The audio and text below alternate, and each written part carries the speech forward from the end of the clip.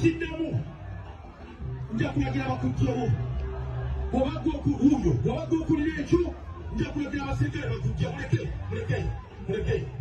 Abantu abamu bali mu kubeera nga beesunga kuba alien skin obucupa kyokka bali mu kubeera nga beesunga okuba alien skin n'abantu abalala obucupa batandise okubeera nga babalabula. Ekyokubiri, eggaali ya alien skin oba bw'oyinza okubeera ng'oyita abawagizi ba alien skin ab'oku ground bafuutu soja ba alien skin ba Fangun Forest bo bamaze okubeera nga bayingirawo mu nkuuka. Ennyingirawo gye bayingiddewo yokka ekulaga ekigenda obbeera mu nkuuka. Bayingiddewo ensi yonna yonna n'esanyalala. Bayingiddewo abantu bonna ne babatunuulira. Bayingiddewo enduulu n'evuga. Bayingiddewo ne beetooloola ekisaawe kyonna kyonna nga balaga amaanyi n'obusungu n'okweggamba. Bayingiddewo nga balagira ddala nti bayingiddewo. Tebayingiddewo mu kasirise nedda. Bayingiddewo mu maanyi ag'ekitalo. Alien skin neeyongera okujjukiza gwe atalaba esitoori yange olunaku olw'eggulo. Ti alien skin yategeezezza abantu mwenna bagenda obbeera mu nkuuka. Alien skin asuubira okuyimba wakati w'essaawa 2:3 ne 3:3. Naye mainly bagambye essaawa 3 so ayinza okuyimba wakati awa ssaawa 3:4.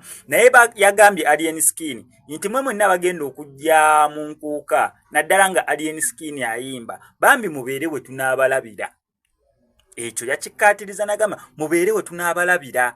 Abasigadde munaatusonyiwa. Tetumanyi kiki yabadde ategeeza neyo statement. Tugirinze bulinzi kulaba alien skin wabeera aperforminga. Abantu abamuli okumpi bagenda yisibwa batya n'abagenda obbeera ewala bagenda yisibwa batya. Tulinze bulinzi kubanga yagambye bannange musembere kumpi we tunaabalabira. Abasigadde munaatusonyiwa. Wano ko SMX Media ngenda beera nkutuusaako updates gwe kyonna okola subscribing nga notification bell ebisigadde obitulekere. Tukyagendera ddala mu maaso nga tuyingire omwaka omupya bambi oyinza ottaasaayo obulamu bw'omuntu. Oyinza ottaasa omuntu ali mu bulumi. Mwana muwala we bamuyita Babirye Smile yasigenda kukowa kibajjukiza.